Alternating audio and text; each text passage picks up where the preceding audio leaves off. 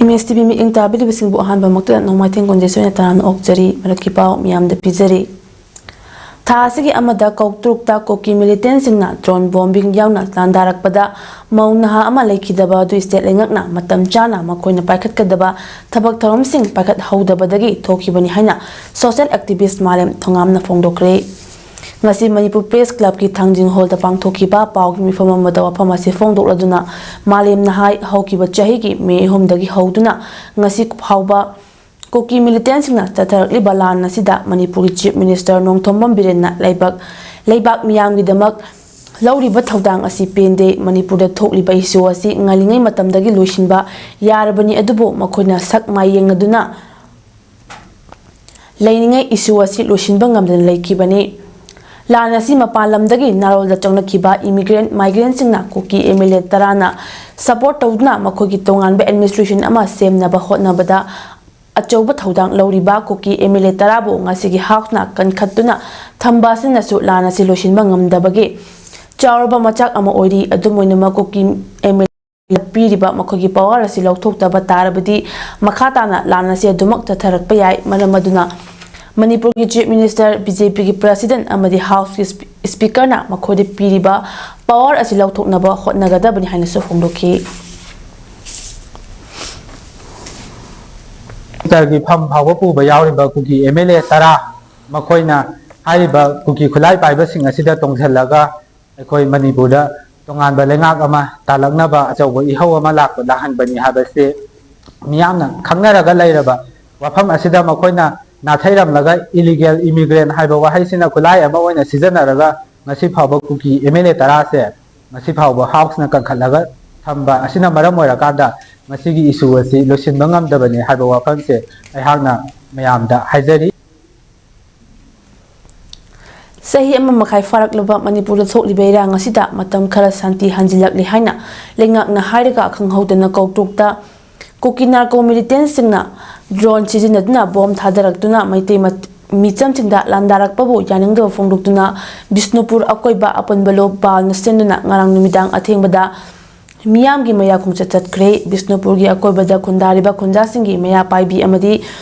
miyamna Bisnupur forest gate ta pullaba matungda maya khungchat adu chatki khungchat adu Bisnupur kaithel faurga Thongjaurok amadi Bisnupur police station lalaga DC lamkhai manak yauraga mamai leituna laklaga hanagi hophamda losinki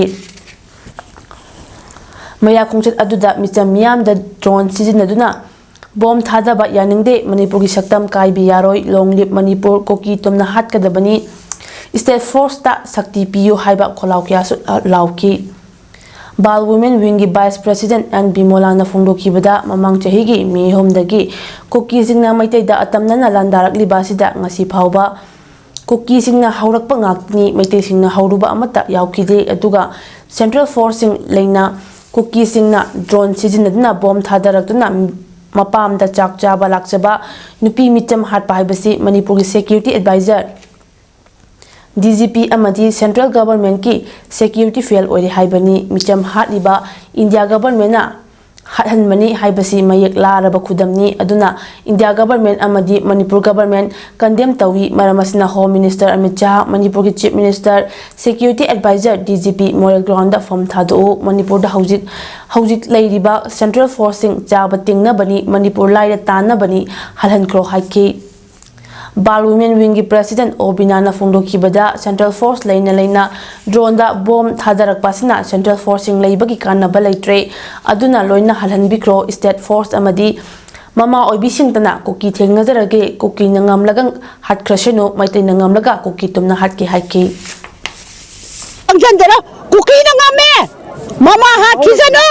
amadi aikoi State Force hatkijano aduga aikoi nangame Kuki halamaga aikoi thawai thadoke mantri yankhaidi phajana chauki phamaga yengbiro aduga kuki sa nakhoi ju khango kaisu mara leijadaba mafam kachin koyada drone da bomb fit tawraga thada gadau ku sarupudi naril leiradi hengang da bomb thadaru jo kari dawagi kachin koyada nomagi sara tandra labuk ta lau pendana lau khoidana leiriba mafam duda kari dawagi nakoina bom thadari bado adudi khoi halara mafam da akal laring siba apang ꯊꯥꯕꯒꯤ ꯋꯥꯅꯤ ꯃꯗꯨꯅ ꯑꯃꯨꯛꯁꯨ ꯍꯟꯅ ꯍꯥꯏꯔꯤ ꯃꯁꯦ India ꯒꯣꯔꯃꯦꯟꯅꯅꯦ ꯑꯊꯨꯕ ꯃꯇꯝꯗ ꯂꯩꯈꯥꯏ ꯇꯥꯕꯤꯌꯨ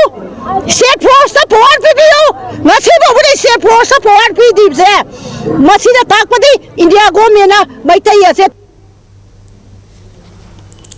भारत सरकार ने पाइखलिबा एक पेड़ मा के नाम प्लान फॉर मदर कैंपेन असिगी मनुंग चन्नंगसी national service scheme NSS Jiribam unit अमसुंग जिरी कॉलेज की महरोसिंगना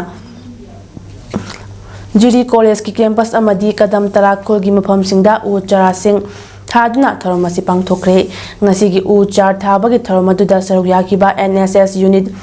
जिरीबाम की प्रोग्राम ऑफिसर ओक्रम राजेश्यामना हाइकिबदा थरम असिबो मपुंग फहानबगी दमकता फॉरेस्ट डिपार्टमेंट की माइकैदगी उ चार सिंह मतेंग पांगलतुना जिरी कॉलेज की महरोई सिंगलोना ओजा सिंह अमदी फॉरेस्ट डिपार्टमेंट की मियोई सिंह यावना उ चार हुंफुतरारोम थाबंगम की भारत सरकार ना पाइखलिबा एक पेड़ मा के नाम की कैंपेन असिगी मनुंग चना सेप्टेम्बर था असिगी मनुंगदा मणिपुरदा उ चार लाख यांखै ना थाबगी पांदमदा ngasi उ चार थाबगी थबक तौजबनि हाइना फोंदोकी भारत सरकार ने पाइखलिबा एक पेड़ माँ की नाम हाइबा कैंपेन से मखादा जिरी कॉलेज की कैंपस अमदी कदम तलागी अकोइबदा उसरा थाबगी प्रोग्राम पांगथोली हाइबा प्रोग्राम से जिरी कॉलेज की NSS यूनिट अमदी फॉरेस्ट डिपार्टमेंट ना पांगथोकपा मरोइबा यामना चौबो प्रोग्राम नि हाइबा प्रोग्राम से छात्र छात्री सिंह कॉलेज की ओजा सिंह अमदी फॉरेस्ट डिपार्टमेंट की ऑफिशियल सिंह लाक्तुना उसरा 70 कुंबुद्रा मुक थाकी हाइबा प्रोग्राम से मरोइना भारत सरकार ने पाइखलिबा एक पेड़ माँ की नाम की मतुंगिना भारत मणिपुर सेप्टेम्बर था फाउबगी मनुंगदा उसरा लाख यांखै थाबगी पांदम थमनि हाइबा उसरा लाख यांखै थाबगी पांदम सि पंथुंग असि यौनबगीदमक्ता जिरी कॉलेज की NSS यूनिट अमदी छात्र छात्री सिंह लोइना ओजा सिंह लोइना हाइबा प्रोग्राम असि पांगथोकपनि मणिपुरी लोन असम की डिस्ट्रिक्ट मरीदा एसोसिएट ऑफिशियल लैंग्वेज ओइन होनबदा अचौब थौदांग लौकिबा म्यूसिंगी मनुंगदा कासार डिस्ट्रिक्ट असम लखीपुर के MLA Kaushik रायसु अमनी मसिगिदमक्ता ngasi चिंगया लेकाई youth club अमदी चिंगया लेकाई मेरा पाइबी लुपना MLA कौशिक राय की मसागी युमदा चतुना लेंगयान फी यानदुना MLA सिबु थाकतपा अमदी तौबीमल खंगबा फोंदोक्रे थागत फोंदोकपा दुदा चिंगया लेकाई मेरा पाइबी लुप की सेक्रेटरी ngango मेमचाल अमदी अते मेंबर सिंह चिंगया लेकाई यूथ क्लब की प्रेसिडेंट हाउरुंगबम हेलिंग सेक्रेटरी सुनाम गुलाब अमदी अते मेंबर सिंह गलोना MDC की चेयरपर्सन मुतुमरीना सिंहसु सरुयाकी मरकी पाउ पिजिबा मता से लोसिंजरी मीटिंग ताबीर बसिंग अमुक हन खुरुमजरी।